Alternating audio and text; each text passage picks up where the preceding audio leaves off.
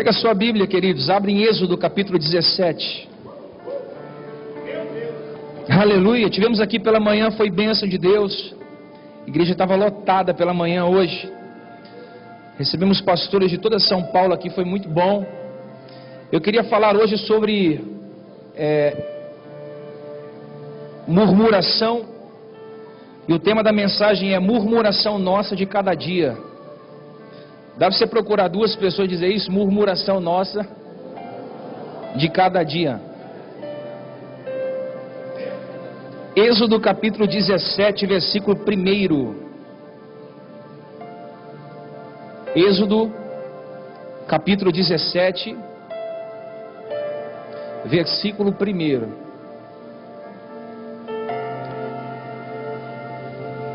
Você encontrou? Diga amém. Diz assim, ó: partiu toda a congregação dos filhos de Israel do deserto de Sim, pelas suas jornadas, segundo o mandamento do Senhor, e acamparam em Refidim, e não havia ali água para o povo beber. Então o povo contendeu com Moisés, dizendo: dá-nos água para beber. Respondeu-lhe Moisés: por que contendeis comigo? Por que tentais o Senhor? Mas o povo, tendo sede, ali murmurou contra Moisés, dizendo: por que nos fizeste subir do Egito para nos matardes de sede, a nós e aos nossos filhos e ao nosso gado? Pelo que Moisés clamou ao Senhor, dizendo: que hei de fazer a este povo? Daqui pouco me apedrejará. Então disse o Senhor a Moisés: passa diante o povo e leva contigo algum dos anciões de Israel. Toma na mão a tua vara que feriste o rio e vai. E eis que estarei ali diante de ti sobre a rocha em Horebe. Ferirás a rocha, e dela sairá água para que o povo possa beber. Assim, pois, fez Moisés à vista dos anciões de Israel, e deu ao lugar o nome de Massa e Meribá, por causa da contenda dos filhos de Israel, e porque tentaram ao Senhor, dizendo: está o Senhor no meio de nós ou não? Está o Senhor no meio de nós ou não? Vamos mudar isso aqui, vamos colocar na primeira pessoa: está o Senhor comigo ou não? Diga isso para você mesmo: está o Senhor comigo ou não? Pode se assentar, querido.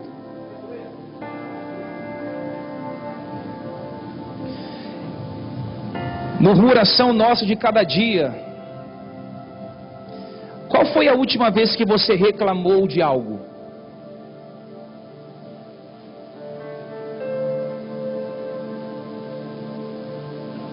Qual foi a última vez que você reclamou de algo?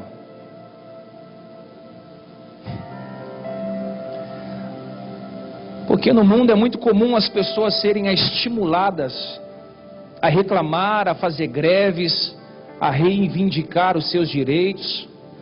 No mundo é muito comum as pessoas colocarem para fora a explosão de ira, a explosão de insatisfação.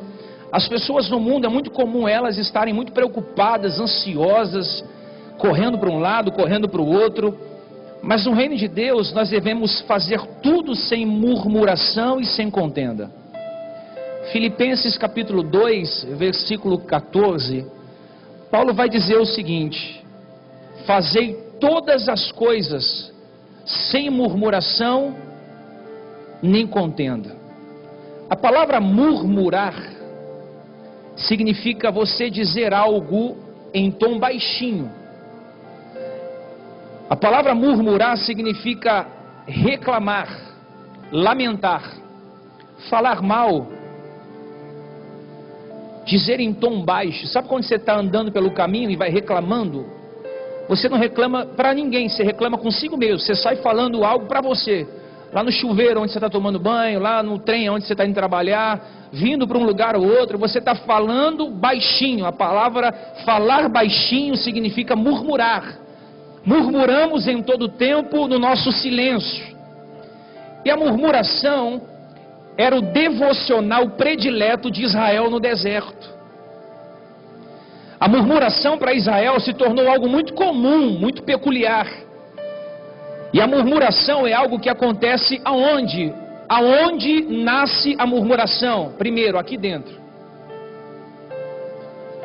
A murmuração nasce no coração do ser humano.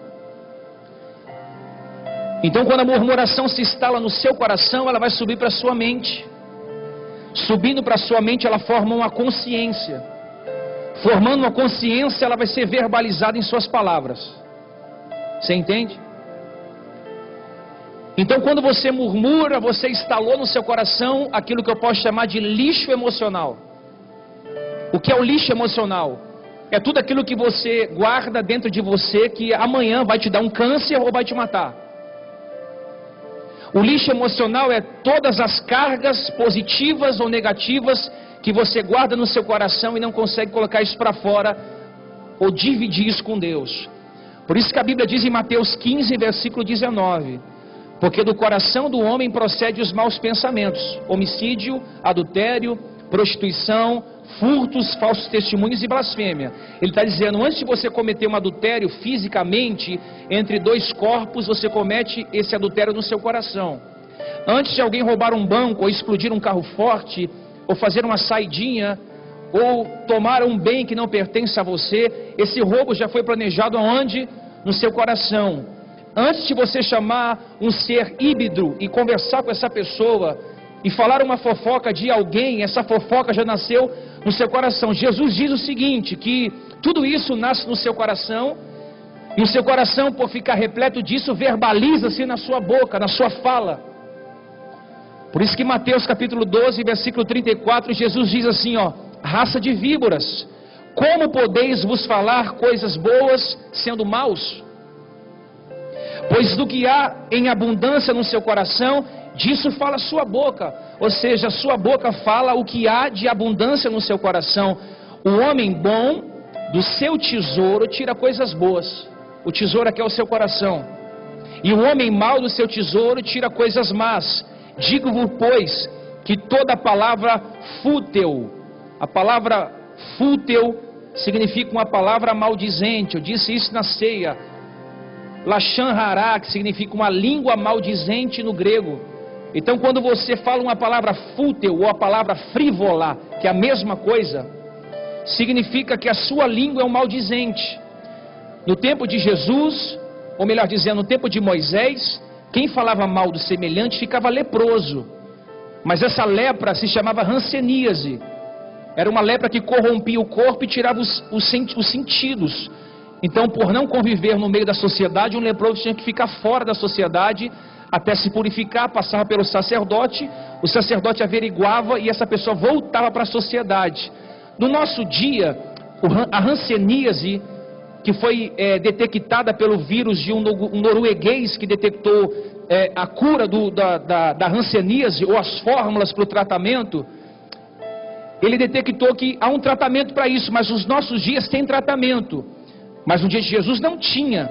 Mas hoje a hanseníase é a fala, a língua maldizente. Então você não fica leproso do seu nariz cair, da sua orelha cair, do seu pé cair, mas você fica leproso nos seus sentidos. Você perde a sensibilidade do próximo, você perde a sensibilidade do ambiente, você perde a sensibilidade da sociedade. Então, por exemplo, alguém é assassinado ao seu lado e você tem estrutura para continuar comendo o seu lanche, tomando a sua Coca-Cola e isso não te ofender. Você está andando na rua, um cachorro é atropelado, você olha, mas quebrou a patinha só, né? E continua indo embora. Não te afeta o mal que está à sua volta. Você entende? É o cara que foi traído e matou os 2 filhos e a esposa. Depois se suicida. É alguém leproso de alma. Então Jesus diz que tudo que a gente fala vai ser levado em consideração no juízo final. Então a murmuração se tornou um devocional para o povo de Deus. Qual foi a última vez que você murmurou de alguma coisa? Minutos atrás? Segundos atrás? Dias atrás? Meses atrás? Ou milésimos de segundos atrás? Ou o seu pensamento agora está murmurando de algo? Israel murmurou quando saiu do Egito. Presta atenção nisso. Quando eles saíram do Egito, eles saíram murmurando, porque eles pensaram que sair do sistema seria fácil para entrar no reino. Então eles saíram murmurando, porque todo mundo acha que quando sai do mundo ou sai do sistema, vai ser fácil no reino de Deus. Eu vou dizer para você, vai ser muito pior para você, porque a cobrança vai ser dobrada. Deus não leva em consideração o tempo da ignorância. Então muita coisa você fez, eu fiz, sem entendimento. O que Deus fez como pai? Passou a mão na minha cabeça, porque eu não tinha maturidade para viver aquilo. Agora a sua maturidade aumentou, o seu entendimento destravou. Então aquilo que para você antes não era pecado, hoje já é. Aquilo que Deus não te cobrava porque você não tinha entendimento, hoje você tem.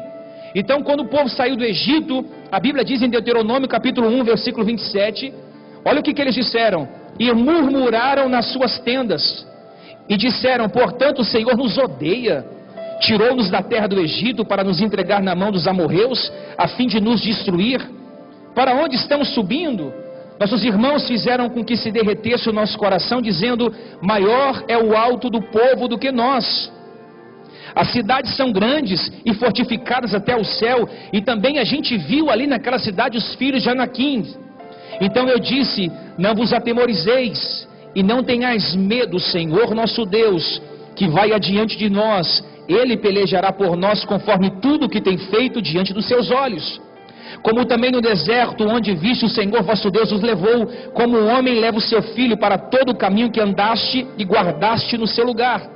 Mas nem ainda assim confiaste no Senhor. Moisés está repreendendo o povo, dizendo, confia em Deus. Por mais que vocês saíram daqui para ir para ali, e no meio do caminho vai ter barreiras, confie no Senhor. Então o povo no meio do deserto caminhando, a Bíblia diz que era muita gente. Moisés tinha 3 milhões de ovelhas. Moisés tinha 3 milhões de membros na sua congregação. E no meio do caminho, na saída do Egito, eles enfrentaram um deserto muito longo. Então a primeira murmuração, sabe qual foi? Eles começaram a murmurar por comida, alimentos básicos. E a murmuração foi essa, Êxodo 16, versículo 2. E toda a congregação dos filhos de Israel murmurou contra Moisés e contra Arão no deserto. Pois os filhos de Israel disseram, quem nos dera tivesse morrido pela mão do Senhor na terra do Egito, quando estávamos sentados junto à panela de carne. Olha a mente de escravo que eles ainda tinham. Eles estavam dizendo, a gente queria ter morrido no Egito, porque lá tinha panelas de carne para comer, e a gente está no deserto morrendo de fome, quando comíamos pão até fartar, porque nós temos tirado para o deserto para matar de fome toda essa multidão. Então a primeira murmuração, quando eles saíram do Egito para a terra de Canaã, foi a murmuração da comida. Cadê a comida? Um murmurava para o outro, não tem alimento, não tem provisão, não tem o que comer. No Egito tinha pepino, cebola, pão, aqui no deserto não tem. Essa foi a primeira contenda, a primeira murmuração. Só que não obstante disso, eles começaram a murmurar agora por água. Êxodo 17, versículo 3. Mas o povo tendo sede, tendo o quê? Tendo o quê? Opa, peraí, eles não estavam com fome? Então a murmuração nasceu pela fome. Na sequência, a murmuração nasceu pela sede. E eles começaram a murmurar contra quem? Contra o líder. Começaram a murmurar contra Moisés. Moisés era o representante absoluto de Deus. Moisés era a boca de Yahvé na terra. Assim como Deus falava, assim como Moisés falava. Moisés era como se fosse a interseção do céu e terra. Moisés já era reino, porque Deus falava e Moisés materializava. E aí as pessoas disseram assim para Moisés, Moisés, você fez a gente subir do Egito para matar a gente de sede? Você quer matar a gente, os nossos filhos, de sede? Então os israelitas começaram a murmurar quando ouviram tudo isso. Só que caminhando para a terra, Moisés, muito inteligente, mandou 12 espias para averiguar a terra, para ver se a terra era boa mesmo, como Deus disse. Deus disse que a terra era boa. Deus disse que a terra era, manava leite, manava mel, manava leite, manava. Então Moisés pegou 12 homens, 12 príncipes de cada tribo e disse, vai até a terra de Canaã e vê se aquilo que Deus disse é verdade. Então foi 12 homens lá, 12 homens chegando. 10 desses 12 homens falaram assim, Moisés, a terra é ruim. Na verdade é boa, mas tem gigante. Versículo 14 de Números 2 diz assim, ó, e todos os filhos de Israel murmuraram contra Moisés e Arão novamente. E toda a congregação lhe disse: antes tivéssemos morrido no Egito. Olha a mentalidade. Por que Deus me tirou de lá para morrer aqui? Ou tivesse morrido nesse deserto? Por que nos traz o Senhor a esta terra para cairmos à espada? Nossas mulheres, nossos pequenos, por essa presa, não seria melhor voltar para lá? Eles estavam querendo voltar para o sistema, voltar para o mundo. E diziam uns aos outros: constituímos um chefe e voltemos para o Egito.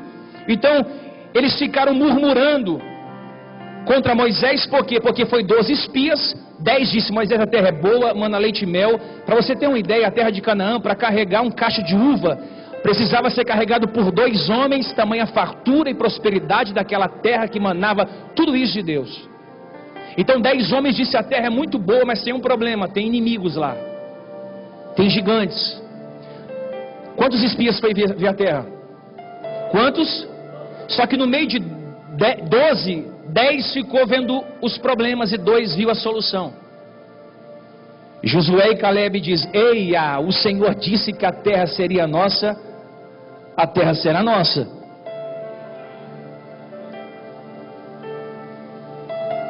Só que a Bíblia vai dizer, sabe o que? Que os 10 que ficaram murmurando para Moisés, chamou toda a congregação, versículo 36 de número 14, e disseram assim, ó: fizeram murmurar toda a congregação contra ele. Então os caras foram ver a terra, e não se conformando que a terra era boa, mas tinha gigante, eles começaram a influenciar as pessoas a pensarem da mesma forma que eles pensavam. Eles começaram a murmurar sobre as outras pessoas, infamando a terra. Aqueles mesmos homens infamaram a terra e começaram a dizer isso. Então qual que é o perigo da murmuração? Murmuração nossa de cada dia. Qual é o perigo da murmuração? Primeiro, a murmuração é contagiosa. Diga aí para 3 pessoas: a murmuração é contagiosa. É como gripe. Você já viu, você já entrou no metrô e viu aqueles bombados? Aqueles caras, você fala: Jesus. Você consegue ficar forte estando ao lado dele no metrô? Ou não? Sim ou não? Agora, se você ficar do lado de um homem com gripe, você pega a gripe dele? Hã? Pega ou não? Por quê? Muitas vezes a influência do mal é muito mais forte do que a influência do bem. Murmuração é algo seríssimo e contagia. Anda com murmurador, 15 dias você se torna pior do que ele. Você é a soma dos 5 amigos que você anda e dos 5 livros que você lê.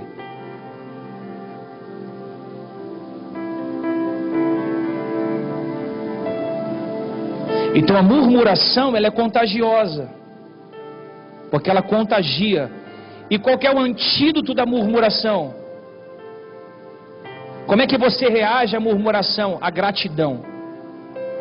Alguém grato nunca vai ser um murmurador, porque a murmuração faz morada em um coração insatisfeito. Então diga assim: o antídoto contra a murmuração é a gratidão. Deus não se agrada dos murmuradores. A Bíblia diz que nós devemos ser gratos em tudo. A Bíblia diz: regozijai-vos sempre no Senhor. A Bíblia diz: orai sem cessar. A Bíblia diz: em tudo dai graças, porque é vontade de Deus em Cristo Jesus para conosco. Paulo diz: não entristeçais o Espírito Santo de Deus, a qual fostes selados. Em todo tempo a Bíblia diz: olha, se levante, se alegre, fique contente, não murmure, esteja feliz. Felicidade não é sentimento, felicidade é decisão.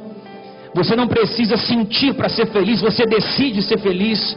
Quando você decide ser feliz, o ambiente não pode influenciar quem você é. Quando você decide amar, nem o ódio pode parar você, porque o oposto do amor é o ódio.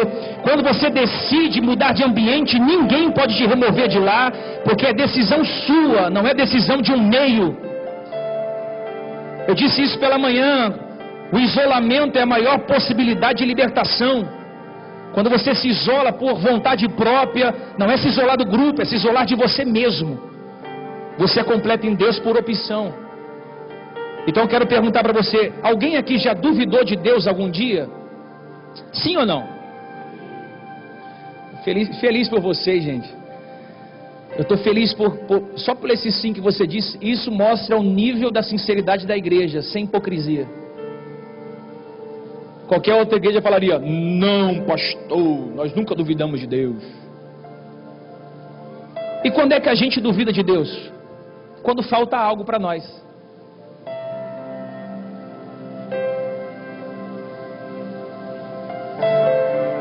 Quando é que a gente duvida de Deus? Quando falta algo para a gente. Por exemplo, faltou a paz, faltou alguém para você dormir ao lado, faltou o pão ao sair para trabalhar com 4 filhos em casa, a conta atrasada, faltou o meio de transporte para você ir e vir, faltou isso, faltou necessidades básicas para você suprir, faltou a festa de 15 anos da filha que você sempre sonhou, mas não pôde dar. Faltou você pagar a faculdade para quem você ama, mas não conseguiu arcar com isso. Aí falta alguma coisa, logo no seu coração cria uma sensação de pergunta, um quê de interrogação: onde está Deus? Quando falta alguma coisa em nós, quando falta alguma coisa em mim, quando falta alguma coisa em você, esse nada que faltou produz alguma coisa em mim e em você. Por que você está chorando, Diego? Porque faltou alguma coisa comigo. Ô Diego, por que você chora? Porque faltou pão na minha mesa. Diegão, por que você chora? Porque eu planejei algo e não consegui. Então na minha mesa, esse nada que faltou produz em mim crise. Então alguém me diria: bispo, o que eu mais queria era paz. Está faltando. Alguém diria: tudo que eu queria era ganhar um pouquinho mais para poder trazer uma qualidade de vida melhor para minha família. Olha, isso já resolveria a minha vida. Alguém diria para mim: olha, se eu pudesse ter um veículo para ir para a igreja e voltar, se eu pudesse viajar com a minha esposa para uma praia, para um resort, poxa, eu ia estar feliz da vida. Essa falta, se alguém pudesse pensar: eu só queria ver meu filho liberto disso, eu já estaria tranquilo com isso. A outra diria: eu só queria ver meu marido parar de beber e parar de me agredir com palavras, estaria resolvido. Então todo mundo aqui tem uma falta de algo. E essa falta faz com que você entre em crise. E uma das coisas que esse nada, porque quando falta alguma coisa, falta o nada. Uma das coisas que esse nada produz em nós é a forma que a gente começa a enxergar Deus. Então quando falta algo à sua volta, você começa a enxergar Deus de uma forma diferente. Aí começa essas perguntas assim: por que eu estou passando por isso? Será que Deus não está vendo, cara? É o que eu estou passando, eu sou crente. Por que será que Deus não ameniza a nossa dor? Por que será que Deus não diminui o fardo? Por que o Senhor não entra com uma intervenção? Tanta porta se abriu para ímpio, eu sendo justo, a porta fechada? Tanta gente casando e reconstruindo a sua vida, eu estou tantos anos sem ter um relacionamento sadio. Então as nossas dores, as nossas ausências fazem com que Deus seja desdivinizado em mim.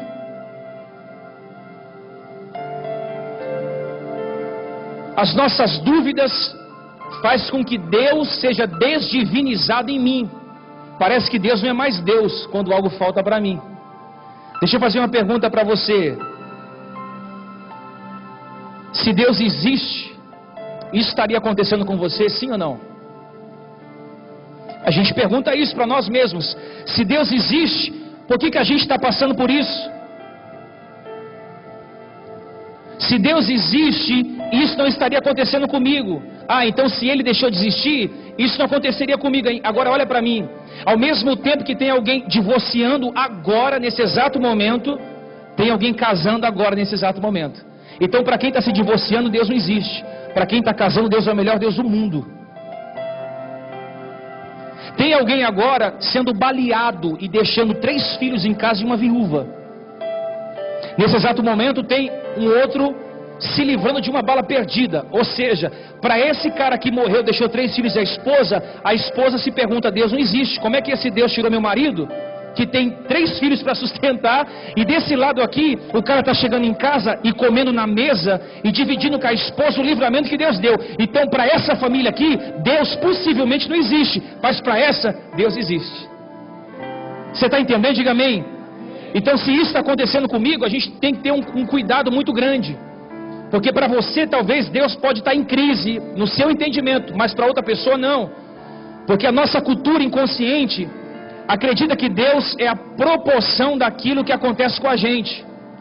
Então, grande parte das pessoas acredita que Deus é a proporção daquilo que acredita a gente vive com a gente. Então, ou seja, Deus está comigo. Então, muita gente está acreditando o quê? Se Deus está comigo, por que está acontecendo isso?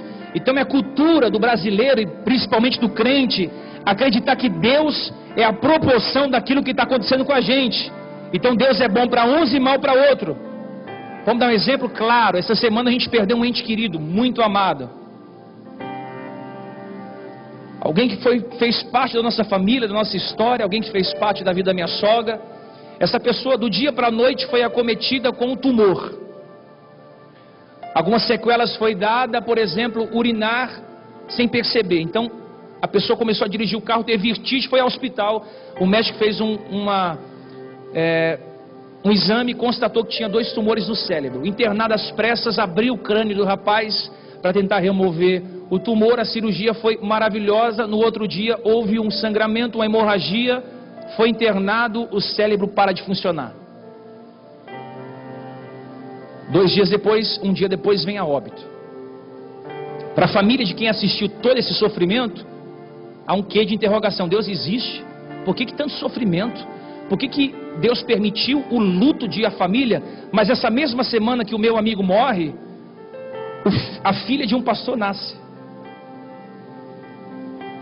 Então a família inteira está tão feliz com o nascimento que se alegra. Para uns Deus é um quê de interrogação, para outros Deus é uma verdade absoluta. Então você não pode medir Deus pela proporção daquilo que está acontecendo com você, porque Deus não se mede. A morte de um amigo e o nascimento da filha de outro amigo. Então nós somos tendenciosos a pensar assim: por que Deus não curou? A gente não fica pensando, teve alguém que perdeu alguém por enfermidade aqui na família? Ou teve alguém que foi assassinado, alguém que bateu o carro teve alguém que perdeu na família um ente muito querido, um amigo? Levanta a mão assim. Qual que é a primeira coisa que você pensa? Por que Deus não salvou, gente? Por que Deus não entrou na vida? Olha, Deus não poderia. Pô, mas pegou câncer e morreu. Câncer para Deus não é nada. Deus fala: câncer, sai fora. Ele sairia. Para os médicos talvez é impossível. Alguém que pegou uma doença incurável. É simples. Por que Deus não curou? Por que Deus não fez? Então nós somos tendenciosos a ficar perguntando: por que tanta dor no meio da família? Sentimento de revolta. Eu conheço um pastor que pregava em nossa igreja, lá na igreja menor. Ele foi sair para pregar no interior, em Ribeirão Preto. Escuta essa história para você entender. Um grande pregador da palavra de Deus. Ele saiu com a sua esposa e o seu filho, da idade do meu filho, de 3 anos. Ele teve a conferência das 8 às 10. Teve um comes e bebes na igreja. Ele foi para a casa do pastor. O pastor morava em um sítio. Nesse sítio havia uma piscina. E estava chovendo muito nesse dia. Então o pastor tirou a bagagem, tomou uma ducha, tomou um banho, ele e a esposa, e pediu para que o filho ficasse com o filho do pastor sentado no sofá, enquanto a mãe preparava uma mamadeira. O pastor estava tomando banho, a mãe na cozinha e os meninos na sala. O menininho dele de 3 anos e o filho do pastor de 12. E uma chuva violenta lá fora. O que acontece? O menininho de 12 no videogame, o menininho de 3 sai desapercebidamente, sai de fininho, entra na chuva, tira os sapatos e vai descendo a escadinha da piscina hipergelada e entra. 10 minutos depois o pastor sai do banho. Pastor, ô Natan, cadê você, Natan? E procura de um lado, procura de outro. A mãe fala: não, ele deve estar no quarto. Ô Natan, abre uma porta do quarto, abre outra, abre 3, abre 4, Natan não está.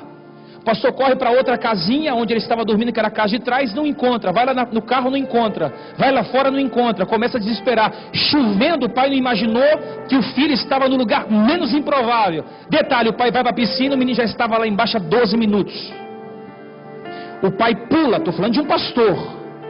O pai pula, tira a criança e faz uma respiração boca a boca. Ele falou para mim que ele tentou tirar a água do peito do filho dele durante muitos minutos, que ele estourou a boca do filho dele todinha tentando tirar a água que estava no pulmão da criança.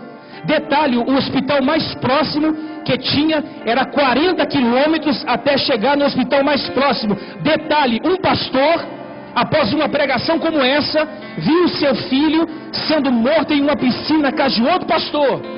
Uma semana depois, eu ligo para ele, eu pergunto: onde você está? Sabe o que ele me responde? Eu estou em outra cidade. Eu perguntei: fazendo o que, cara? Pregando. Falei: você está maluco? Eu estava em depressão em casa, chorando os prantos. Ele disse: bispo, eu vou te confessar algo. Posso falar ou não? Ele disse isso para mim: o reino de Deus é muito maior do que a perda do meu filho. E tem mais: deixe os mortos enterrarem os mortos, eu preciso continuar minha vida. Ai, irmão, eu não sei nem se eu continuaria pregando.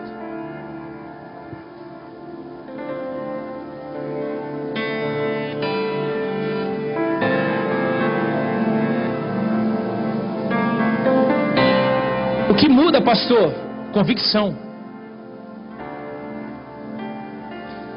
Porque Deus não muda. Pastor, Deus muda sim. Deus não muda. Tiago capítulo 1, versículo 17.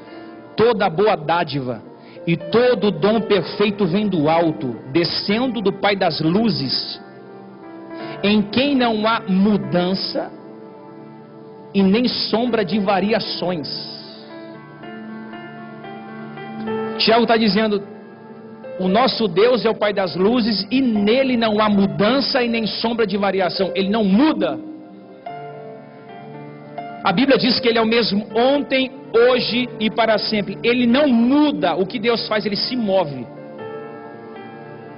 Ele se move. Então eu não vi no lábio daquele pastor murmuração. Se fosse eu, talvez eu murmuraria: cara, que é isso? Estou pregando, cara. Deus me usa, meu filho Valentim de 3 anos morre. Como é que você explica isso? O cara não murmura porque tinha convicção de quem Deus era para a sua vida, e tinha convicção que quando ele morresse ele ia encontrar o filho dele lá em cima também junto com ele.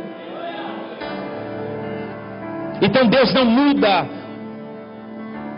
Diga para quem está dizendo: Deus não muda. Diga mais forte: Deus não muda.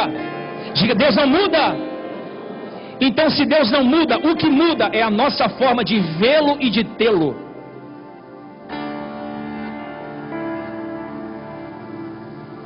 O povo de Israel pensou o que, Robson? Cara, não tem água para a gente beber? Esse Moisés é maluco. Como é que ele tira a gente do Egito, pastor Valdir, e nos traz para Canaã, e nesse deserto, com criança pequena de colo para amamentar, não tem água para beber? O povo começou a entrar em crise. Como é que não tem água? Coisas básicas de mantimento para ter. Como é que não tem água? Aí eles perguntaram no versículo que lemos: o Senhor está com a gente ou não está? O Senhor está com a gente ou não está com a gente? O versículo diz isso. Eles questionaram Moisés perguntando: o Senhor está com a gente ou não está? Então a dor chegou, o desconforto chegou. Você foi mandado embora da empresa, a humilhação, a vexatória chegou. O dinheiro não veio como você quis, o filho está doente, o filho se perdeu na droga, no homossexualismo, a esposa foi embora, o marido foi embora, disse que não te ama, as coisas estão desmoronando, o seu castelo pessoal desmoronando, o pai que morreu, a mãe que se perdeu, os amigos que foram embora, e eles estavam cheios de razões, dizendo: Deus está comigo ou não está? Escuta isso que eu vou te falar agora. O problema não está em Deus, e sim em nós, que achamos que somos o centro do universo, e que o mundo gira em torno de nós, e que Deus gira em torno de mim.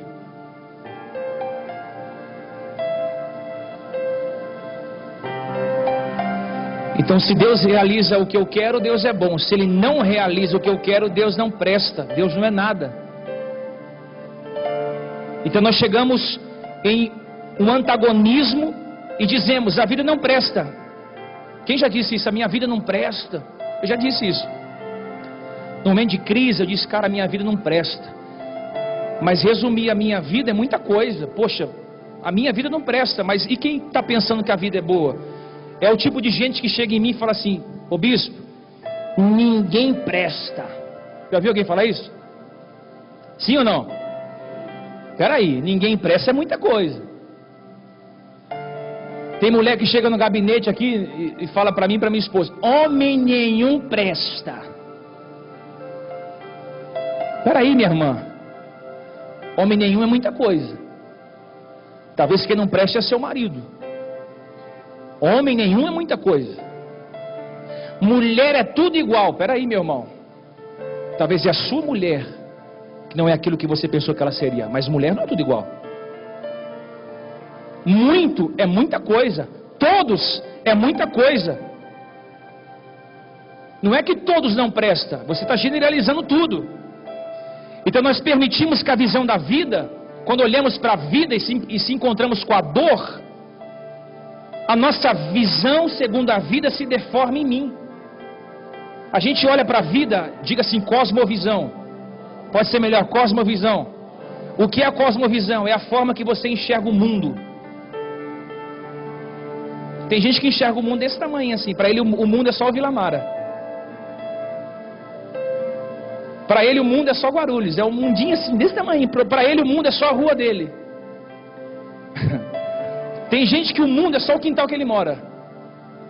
Ele não consegue pensar nada além dos limites maiores. Então a cosmovisão é a forma que você vê as coisas. E a forma que você vê as coisas pode deformar quem você é. Então se você olha para o mendigo e fala: isso aqui é um miserável, um desgraçado, está na droga porque quer. Essa é a sua visão do ser humano. Se você olha de uma outra forma e diz: cara, ele está assim, peraí, vamos ver o que aconteceu com ele. O cara foi traído, cara. Peraí. O cara foi traído, o cara foi expulso da casa onde morava porque a mulher ficou com o amante. O cara tem tudo para estar daquele jeito. Você está entendendo a visão que é diferente? Então passamos a ver a vida deformadamente. Se eu digo assim: Deus não existe, Deus não existe, eu estou olhando a vida deformada. Se eu digo que ninguém vale nada, é porque a solidão já me carcomeu.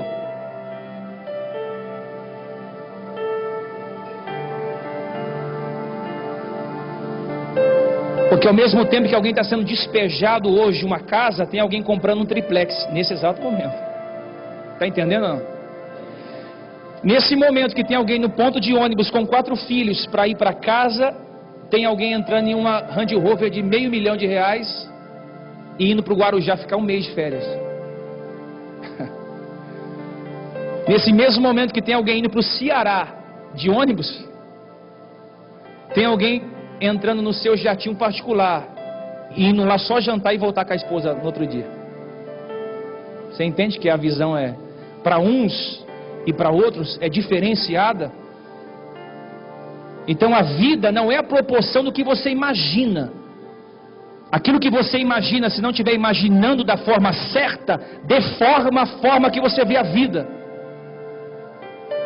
Então o povo diz: pastor, poxa, faltou água. Como é que Moisés tira a gente do Egito e para fazer faltar água?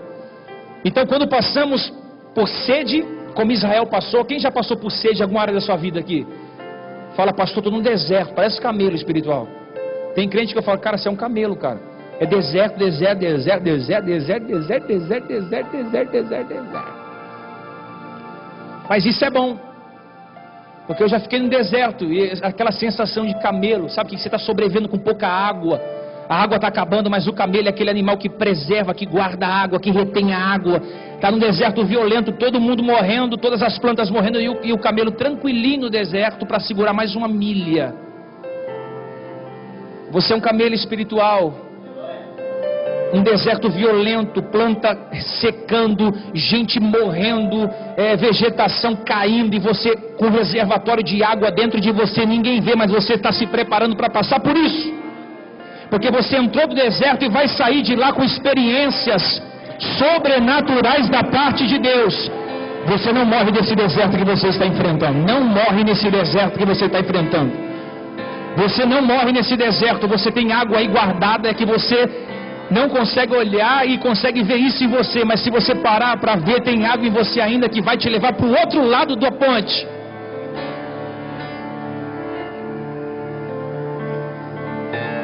Então, quando passamos por sede, como Israel passou, Porque todo mundo aqui vai passar por dor.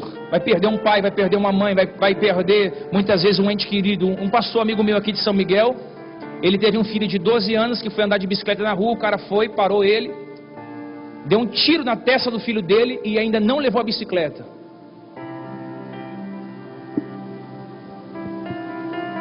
O que você me fala disso? Todo mundo vai enfrentar dores. As dores podem deformar quem eu sou. Então, ô Diego, oi, a dor chegou? Chegou, Deus. Então toda vez que a dor chegar, nós vamos ser tentados a ver a vida com outros olhos. Então a dor chegou em você agora. Escuta isso aqui, amada igreja. Aqueles que têm ouvidos, ouçam o que o Espírito diz. Quando a dor bater na sua porta, a dor vai te sequestrar por inteiro. Quando a dor vem na minha vida, ela tem poder para sequestrar 1,86 m, 96 quilos. A dor não me divide com ninguém, ela quer eu só para ela. E homem é tudo manhoso, né? É só eu ou não? Tem mais alguém? Esse dia eu estava com uma febre e falei, estou morrendo.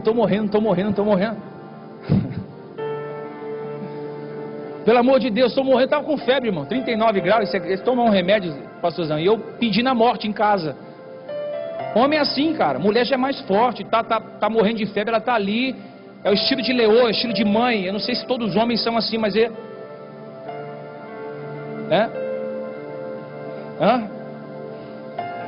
Ô Diego, a dor chegou? Chegou, Deus. Então olha, meu filho, aprenda uma coisa. Quando a dor chegar, você vai ser tentado a olhar a vida de outra forma.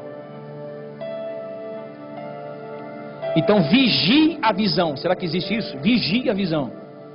Diga assim, vigie a visão. Então cuidado com a forma que você vê o mundo. Cuidado com a forma que você enxerga Deus. Cuidado com a forma que você enxerga as coisas que estão à sua volta. Estiver sendo oprimido pela dor que te esmaga. Então tem muita gente me ouvindo aqui hoje que literalmente está dentro daquele moinho de prensa. A dor está te esmagando e não te divide com ninguém. Alguém te chama, vamos no shopping. Alguém te chama, vamos jantar fora. Alguém te chama, vamos dar uma volta na rua. Mas a dor te coloca dentro de um quarto e faz você não querer sair dali por nada. É ou não é? Eu tenho uma palavra para você que está sofrendo. Deus entende a sua dor.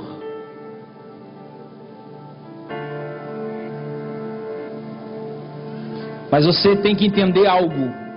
Que se você viver a sua vida inteira aprisionada a essa dor, vai estragar outras áreas da sua vida que está sadia.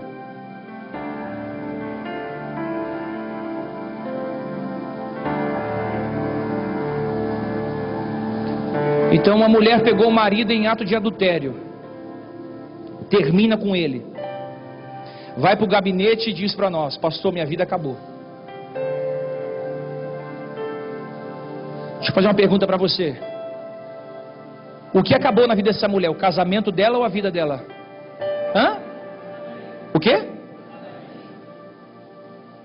O que acabou foi o casamento, não foi a vida.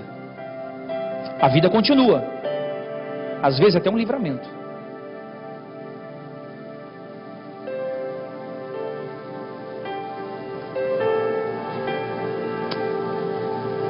$20 anos de trabalho na empresa.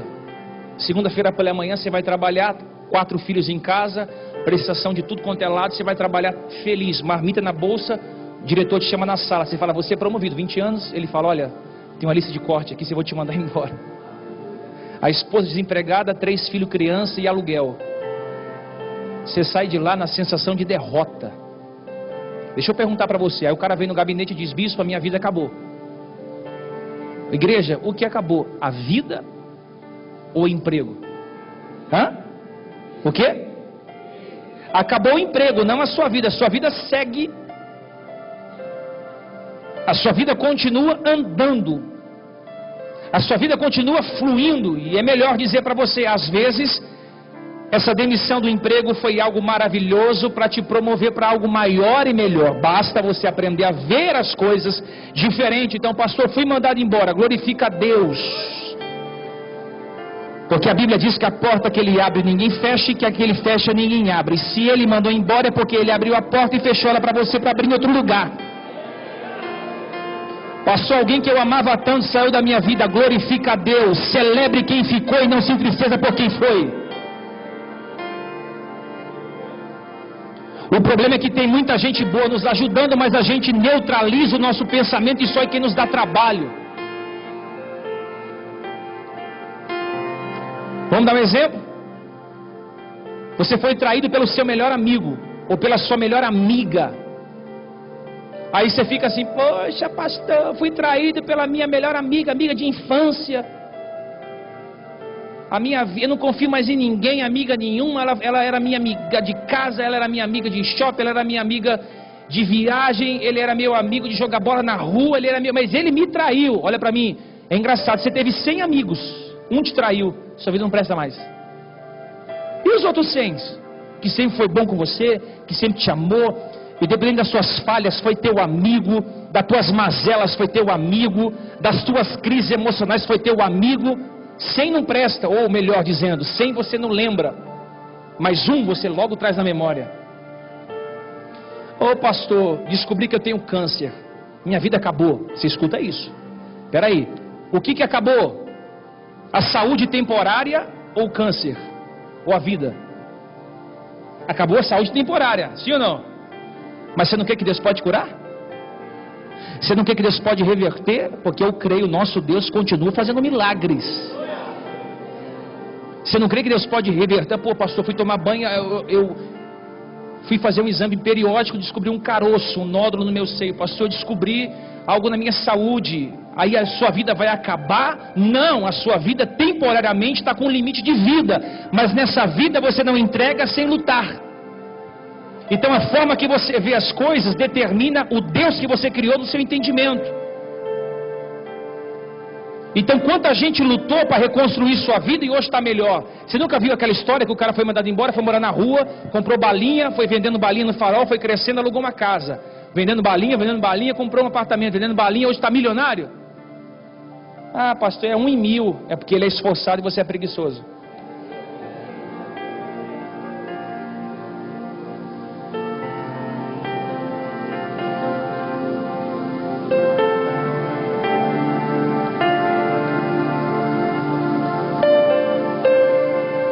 Ah, pastor, mas aí o cara, a mulher foi traída, já era. Não, ela foi lá, ela foi traída. Dentro da Bíblia, ela tem legalidade para casar de novo. Ela se permitiu amar de novo, casou e hoje é uma mulher muito feliz e realizada.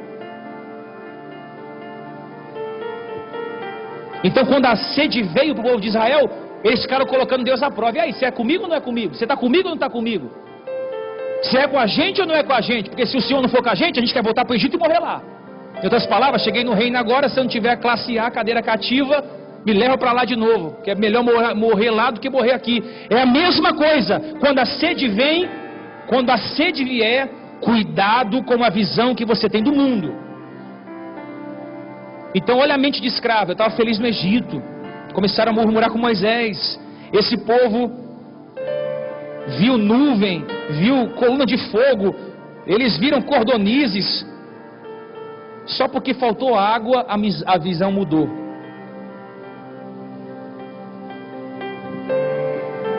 Posso falar algo? Só porque faltou água, a visão dessa gente mudou pela adversidade. A visão desse povo muda por qualquer coisa. Esse povo é o povo de Deus. O cara te ama hoje, amanhã já te odeia. Tá junto hoje, amanhã tá longe. Entra na sociedade, amanhã quebra a sociedade. Te empresta, depois joga na cara o que te emprestou. Te ajuda, depois joga na cara a ajuda que te deu. E diz que se não tivesse ajudado, você não seria o que você é. Te empresta a casa e amanhã te despede de lá. A vida da gente é assim. Então a sua vida não pode mudar por causa disso. Então Deus falou: Moisés, está acontecendo aí, Moisés? Aí Moisés falou: Senhor, você me colocou esse povo para pastorear. Esse povo maluco, cara. Povo doido, quer água, quer comida. E como é que eu vou dar comida para 3 milhões de gente?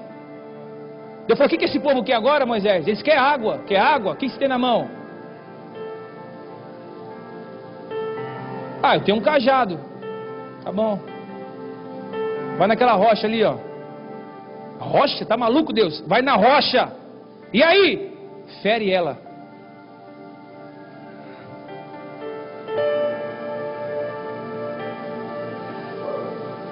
Vocês estão aí ou não? Como é que é? Fere a rocha. Eu vou abrir um hidrante aqui no céu. Elias orou e a água caiu. Você vai orar e a terra vai brotar da rocha. Porque para cada profeta é uma revelação diferente. Um ele manda a chuva do céu, o outro a água brota da rocha. Bate aí, Moisés. Aí Moisés pega a rocha e... O que acontece? Aqueles bebedouros de água geladinha. Sabe aquela criança do maternal, filhinha? Todo mundo em filinha para tomar água. Um monte de filinha assim, ó. E a água brotando, brotando, brotando, brotando, brotando, brotando, brotando. Esse texto vai me ensinar o quê? Que quando a dor chegar, e ela vai chegar para todos nós, uns já chegou, outros estão passando um luto terrível, outros vão vir amanhã. Eu falei com a minha esposa ainda hoje, falei, cara, logo mais a gente está com 50, 70, 80, zerou a vida. Então o que a dor me ensina? Pastor, a dor ensina alguma coisa? Sim. Pergunta para mim, o que a dor me ensina?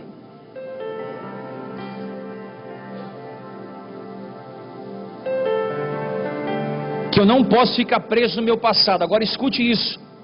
A nossa capacidade de tornar o nosso passado como nosso aliado. Escuta isso aqui. Toda vez que o ser humano se volta para o passado, ele lembra do quê? 3 letras, D-O-R. O que ele lembra? O que ele lembra? Toda vez que você vai lá para o seu passado, a probabilidade para você lembrar das coisas que aconteceram é sempre as coisas que você sofreu.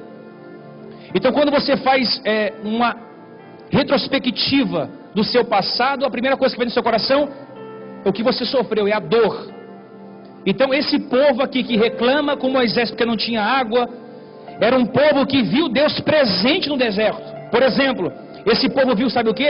10 pragas. Os caras assistiram piolho, rã, fogo, rio se tornar rio de sangue. Eles viram isso. Esse povo viu o mar vermelho se abrindo com o sopro da narina de Deus. Eles viram isso, cara. O mar se abriu. Eles viram o mar se fechando e Faraó morrendo afogado.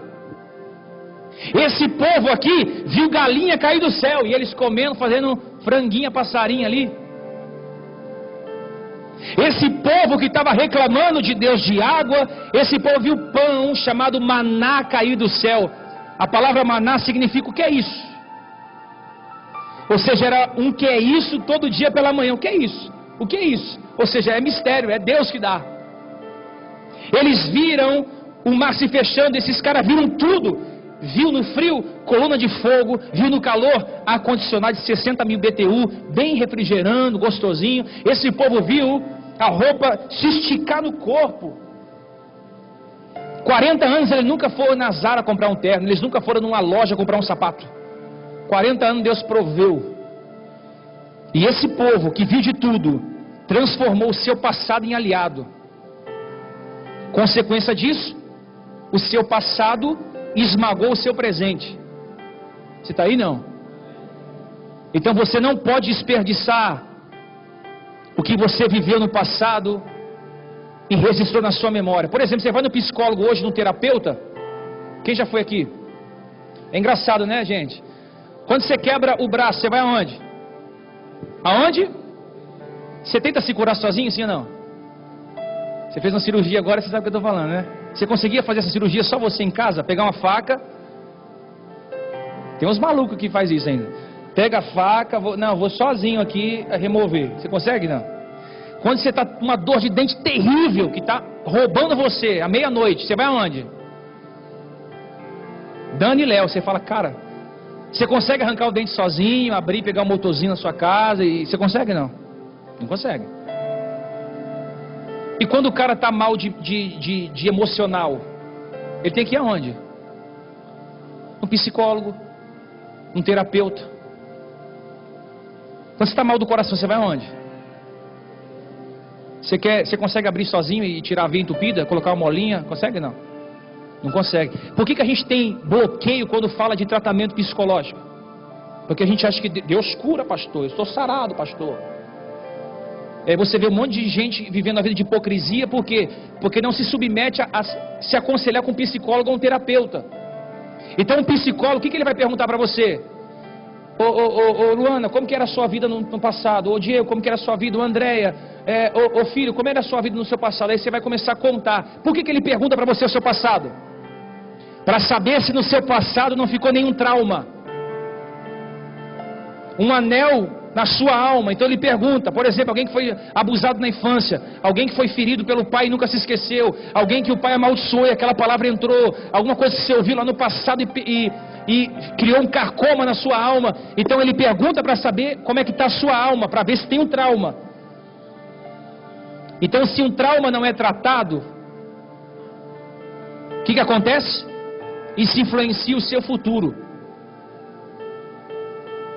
Diga assim, se um trauma do meu passado não é tratado, isso com certeza vai me influenciar o meu futuro. Então eu te aconselho a você procurar um desses pastores aqui, senta meia hora no gabinete e vomita a sua alma para eles poderem ajudar você. Eu te aconselho a você ter hombridade de me chamar como seu pastor e confessar os pecados mais obscuros que você carrega. Sabe para quê? Para que o seu passado, o excesso de passado, não bloqueie o seu futuro. Melhor dizendo, não quer chamar ninguém? Chama a esposa, confessa para ela se ela tiver estrutura emocional. Ou procura um conselheiro ou um amigo e desabafe. Ou procura um psicólogo que não te conheça.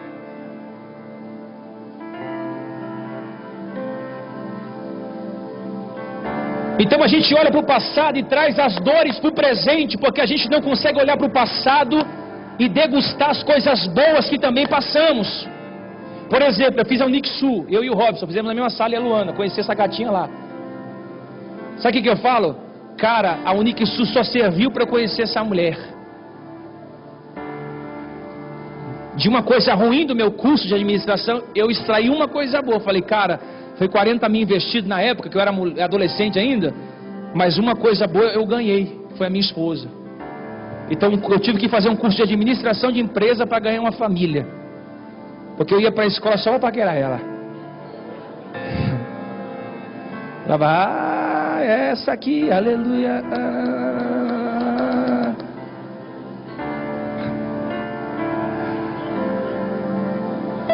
Você está aí ou não? Então você não pode voltar no passado para lembrar só coisa ruim. Volta no passado. Pô, fui traído, mas quem foi fiel com você? Ah, me bateram, e quando você bateu em alguém? Ah, eu fiz aquilo, e quando as pessoas te ajudaram? Então volta no passado e traz coisas boas de lá para frente.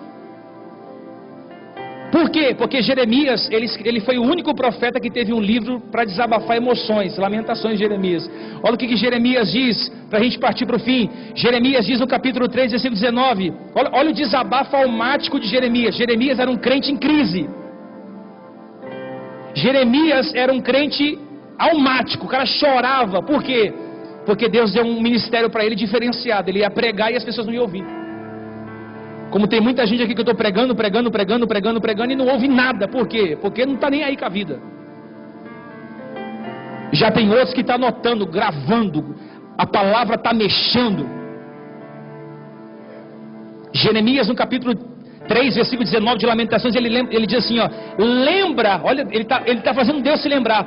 Lembra da minha aflição e amargura, do meu absinto do fel, da minha alma ainda as conserva na memória e se abate dentro de mim.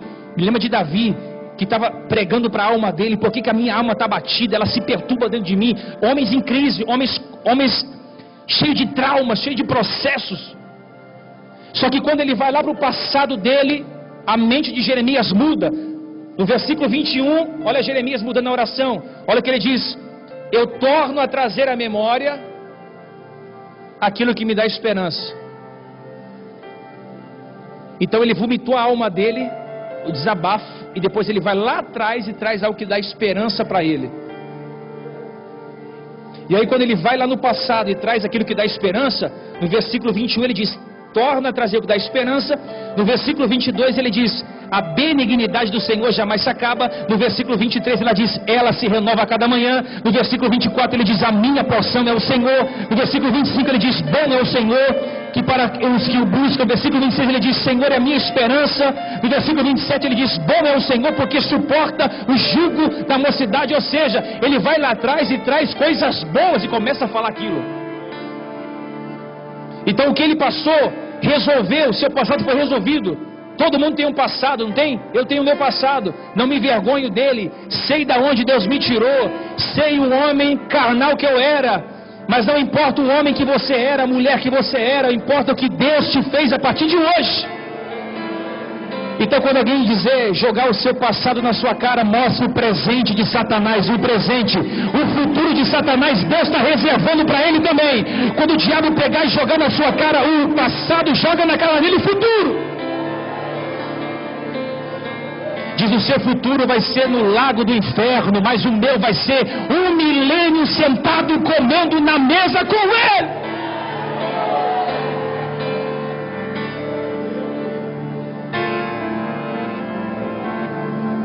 Todo mundo tem um passado. Então a adversidade revela a capacidade de se revelar com a dor. Existe uma música do Zé Ramalho, um trechinho dela que diz o seguinte: na dor toda a carne se trai.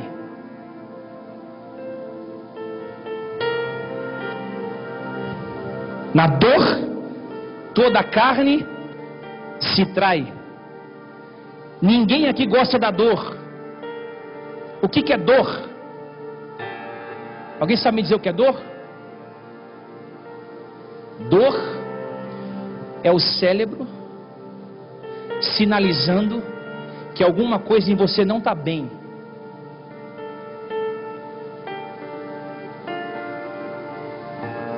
Pastor, então a dor é uma maldição? Não. A dor é uma mensageira. Você está aí, gente? Diga assim, a dor não é uma maldição. Ela é uma mensageira. A dor é uma mensageira. Para quê? Para sinalizar que algo na minha vida está mal. Então quando a dor chega, não é para te deixar no quarto escuro, emagrecendo, não comendo, engordando e depressivo. A dor está chegando para sinalizar que alguma coisa não está bem, que você tem capacidade para melhorar. Eu já disse isso. Vem a cara e tem que ir ao dentista. A pressão caiu, tem que ir ao médico. Deu probleminha no olho, tem que ir no hospital, no médico ocular.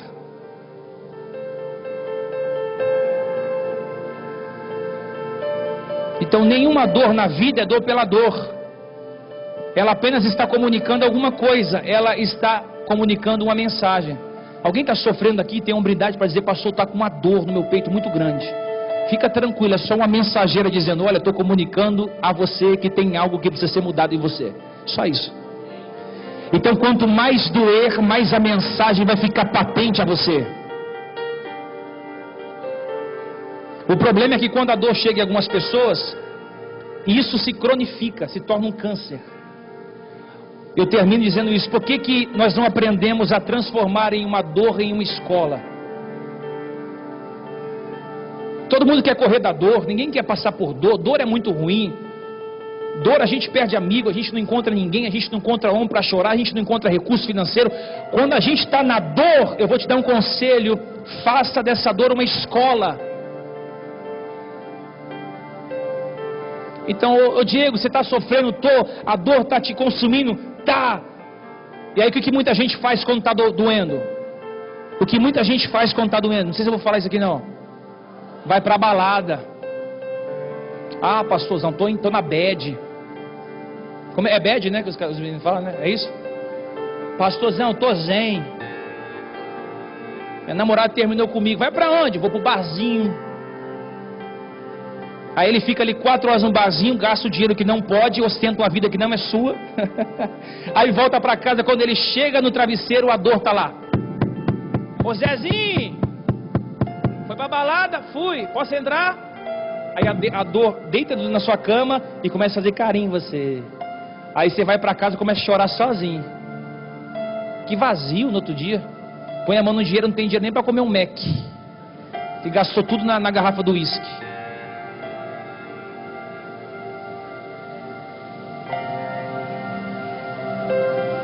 Pastor, tô tão triste. Onde você vai então? Stand-up comedy.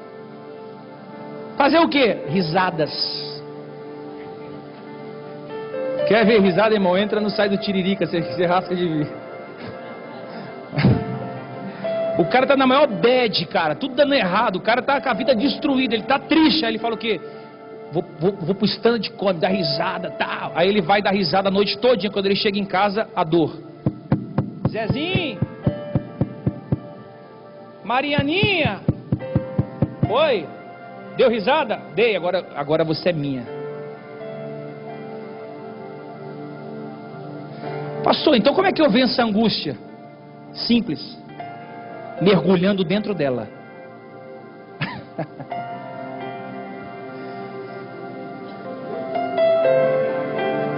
Pastor, você está maluco? Como é que eu venço a angústia? Mergulhando dentro dela e entendendo que ela veio para eu aprender com ela e ela aprender que eu sou mais forte que ela.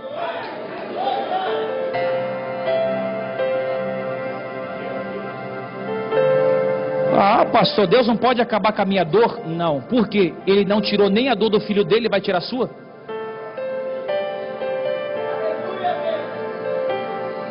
Ah, será que ele não ameniza? Não, ele não ameniza nem os cravos na mão do filho, vai amenizar na minha, na sua?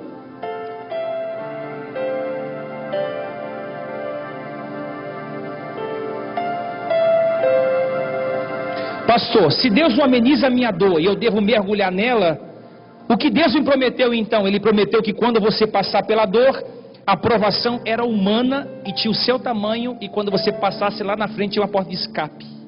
Só isso. Levanta. Aleluia!